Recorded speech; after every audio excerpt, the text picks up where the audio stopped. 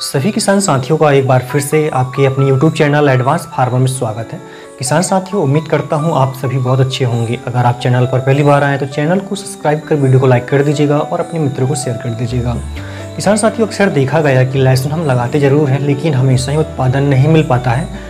कुछ किसान ऐसे होते हैं जो कम मेहनत में भी ज़्यादा उत्पादन ले जाते हैं, लेकिन कुछ किसान भाई ऐसे होते हैं जो ज़्यादा से ज़्यादा मेहनत करते हैं, बहुत प्रकार से खाद डालते हैं, दवाइयों का स्प्रे करते हैं, लेकिन उन्हें उत्पादन सिर्फ 30 से 35 क्विंटल ही मिल पाता है किसान भाइयों। तो वो क्या कारण है जिससे किसान भाई 50 से 60 क्विंटल तक का उत्पादन ले रहे हैं? किसान भाइयों, आज की इस वीडियो में हम आपको बताएंगे कि आपको लहसुन खेती कैसे करना है जिससे आप अच्छे से अच्छे उत्पादन ले पाएँ। आज हम इस वीडियो के माध्यम से आपको कुछ उन्नतशील किस्में बताएंगे, साथ ही खाद प्रबंधन बताएंगे, दवाइयों का छिड़काव कैसे करना है, आपको सिंचाई कब कब करना है, साथ ही बताएंगे खेती तैयारियां को कैसे करनी है। इस प्रकार के विभिन्न पॉइंटों पर डिटेल से जानकारी आपको मिलने वाली है। अगर आप बताए गए तरीके से खेती करते हैं तो आपको बिल्कुल 1 एकड़ से 60 क्विंटल से 70 क्विंटल का उत्पादन बड़े आराम से मिल सकता है किसान भाइयों।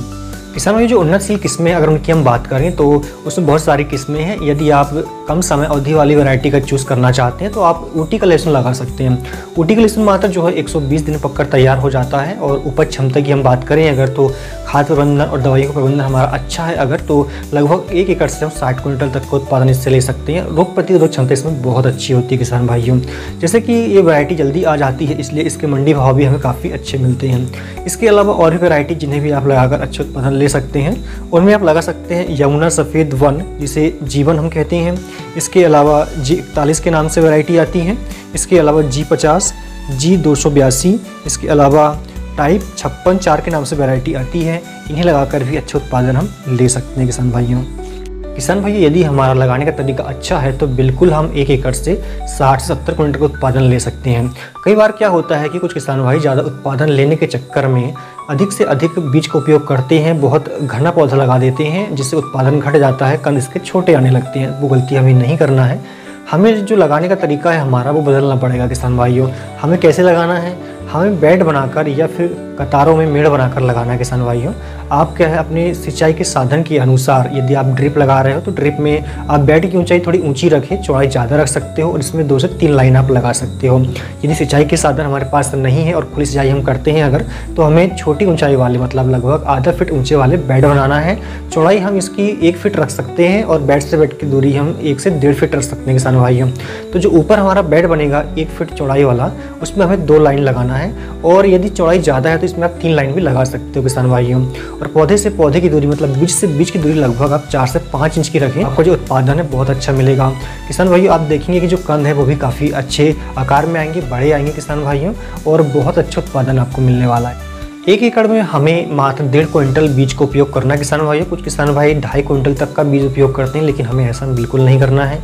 1.5 क्विंटल बीज 1 एकड़ के लिए पर्याप्त होता है। इसमें निराई उड़ाई करते हुए अच्छा बनता है किसान भाइयों। खरपतवार के लिए आप ध्यान रखें कि इसमें किसी भी प्रकार की दवाइयों का स्प्रे बिल्कुल ना करें। निराई उड़ाई के माध्यम से ही आप जो है बीट कंट्रोल करें किसान भाइयों। इससे पौधे की बढ़वार रुक जाती है और फसल में पीलापन आता है, उत्पादन काफ़ी घट जाता है किसान भाइयों। और दूसरा आपको ये ध्यान रखना है कि आप जब भी बीज लगाएं तो इसे आप उपचारित अवश्य कर लें। आप इसे मैनकोजेब या कार्बेंडाजिम, ये दोनों का जो कॉम्बिनेशन आता है साफ फंगीसाइड में, उसका उपयोग आप कर सकते हो किसान। यदि हमें फसल से अच्छा उत्पादन लेना है, हम चाहते हैं कि फसल हमारी कम लागत में अच्छा उत्पादन दे, फसल अच्छी बढ़वार करे, मोटे कंद आए और ज़्यादा वजनदार आए, तो इसके लिए हमें खाद पर विशेष ध्यान रखना होगा। जितनी अच्छे से हम खाद का उपयोग करेंगे इसमें उतना अच्छा हमें उत्पादन मिलेगा किसान भाइयों। हमें इसमें ज़्यादा खाद नहीं देना है, जितनी आवश्यकता है सिर्फ उतना ही खाद का हमें उपयोग करना है। लेकिन जब आप बुआई कर रहे हो तो उस समय जो आप बेसल डोज देंगे उस पर आपको विशेष ध्यान रखना है किसान भाइयों, क्योंकि ये जो बेसल डोज होता है ये लास्ट तक फसल को पोषण देता है किसान भाइयों। यदि यहाँ पे हम खाद में किसी प्रकार की कमी रखते हैं तो इसका सीधा प्रभाव हमारा जो है उत्पादन पर पड़ता है किसान भाइयों। आगे हम इसमें खाद देंगे वो एक बात अलग है, लेकिन इस समय जो हम खाद देते हैं ये सबसे इम्पॉर्टेंट होता है। बुआई कर रहे हो किसान भाइयों, हम उस समय हमें लेना है 50 किलोग्राम DAP लेना है किसान भाइयों, जिसमें फास्फोरस और नाइट्रोजन दोनों ही होता है। इसके अलावा इसमें 3 बैग आपको SSP के लेना है किसान भाइयों। लहसुन की फसल में सबसे ज़्यादा फास्फोरस की आवश्यकता होती है, इसलिए हमें इसमें 3 बैग SSP लेना है और 1 बैग DAP लेना है। इसके अलावा इसमें 25 किलोग्राम आपको MOP लेना है किसान भाइयों और 30 किलोग्राम यूरिया लेना है। 5 किलोग्राम माइक्रो न्यूट्रिएंट्स लेना है, 10 किलोग्राम इसमें सागरिका आपको लेना है किसान भाइयों।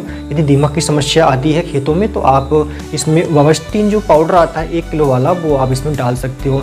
इन सभी का अच्छे से आप मिश्रण बना लें और बेड पर डाल दें, उसके बाद रोपाई करें किसान भाइयों या बिजाई करें।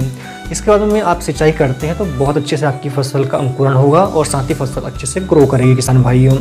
इसके अलावा अगला खाद हमें देना है 25 से 30 दिन की जब हमारी फसल हो जाए तब देना है, लेकिन ध्यान ये रखना है आपको कि उस समय अगर खेतों में किसी प्रकार के खरपतवार है तो उन्हें पहले निकाल देना है, उसके बाद हमें खाद देना है। अब बात करें कि इस समय हमें कौन कौन से खाद का उपयोग करना है। ये इस समय हमें डालना है, इसमें 45 किलोग्राम यूरिया लेना है, 1 किलोग्राम इसमें ह्यूमिक एसिड लेना है किसान भाइयों, और 10 किलोग्राम इसमें एमओपी लेना है, और 10 किलोग्राम इसमें डीएपी का उपयोग करना है हमें। इन सभी का आप मिश्रण बना लें किसान भाइयों और इसका छिड़काव आप कर दें। इसके अलावा अगला खाद हमें देना है किसान भाइयों जब हमारी फसल 50 दिन के आसपास की हो रही हो तब पहले आपको देख लेना है, अगर खेतों में किसी प्रकार के खरपतवार है तो उनकी निराई गुड़ाई आपको करवाना है, उसके बाद आपको खाद देना है। इसमें आपको क्या लेना है किसान भाइयों, इसमें आपको लेना है 1 किलोग्राम बोरान लेना है क्योंकि इस समय कण बनने लगते हैं।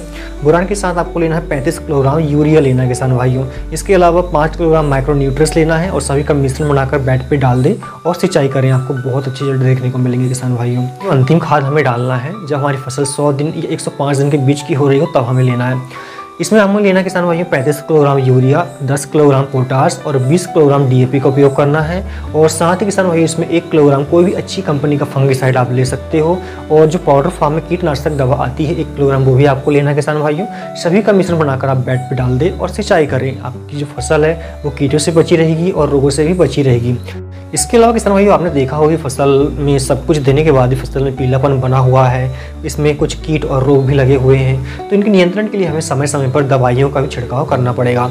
यदि इसमें किसी प्रकार के रोग दिख रहे हैं या फिर कीट लग रहे हैं तो उनके लिए कीटनाशक और फंगिसाइड दवा का उपयोग आपको करना है। साथ ही फसल में अगर पीलापन आ रहा है तो इसमें किसी प्रकार के आप ग्रोथ प्रमोटर टॉनिक का उपयोग कर सकते हैं किसान भाइयों। अक्सर देखा गया है कि इसमें उकटा रोग लगता है, फसल में पीलापन आता है, इसके अलावा माहू, थ्रिप्स, एफिड इस तरह के कीट लगते हैं, और रोग की हम बात करें तो जड़ गलन, तना गलन, पत्ती धब्बा रोग, पाउडरी मैन्यूड इस तरह के रोग भी लगते हैं किसान भाइयों।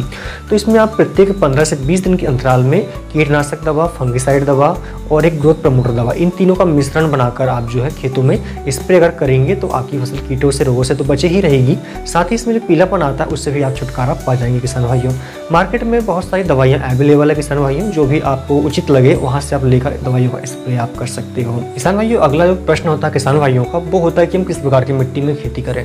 तो देखिए सभी प्रकार की मिट्टी में लहसुन की फसल से अच्छा उत्पादन लिया जा सकता है, अगर बताए गए तरीके से आप खेती करते हैं तो निश्चित ही आप बिल्कुल अच्छे से अच्छा उत्पादन ले पाएंगे। लेकिन यदि आपके पास में काली और दोमट मिट्टी है अगर, तो आप बहुत अच्छा उत्पादन लेंगे कम लागत में, और कम खाद का उपयोग करने से भी आप अच्छा से अच्छा उत्पादन ले पाएंगे किसान भाइयों। मिट्टी में खेती कर रहे हो तो उसका पीएच मान आप जरूर चेक करवा लीजिएगा, क्योंकि पीएच मान यदि 6 और 7.5 के बीच में है तो उत्पादन आपको अच्छा मिलेगा। यदि 7.5 के ऊपर पीएच मान जाता है किसान भाइयों तो जो फसल है हमारी वो अच्छे से पोषण ग्रहण नहीं कर पाती है, और यदि नीचे भी जाता है मतलब 6 से नीचे भी अगर जाता है तो फसल पोषण अच्छे से ग्रहण नहीं कर पाती है और विकास अच्छे से नहीं हो पाता है। तो किसान भाइयों उम्मीद करता हूँ जानकारी पसंद आई होगी आपको। वीडियो पसंद आए तो लाइक करके शेयर कर दीजिएगा। धन्यवाद।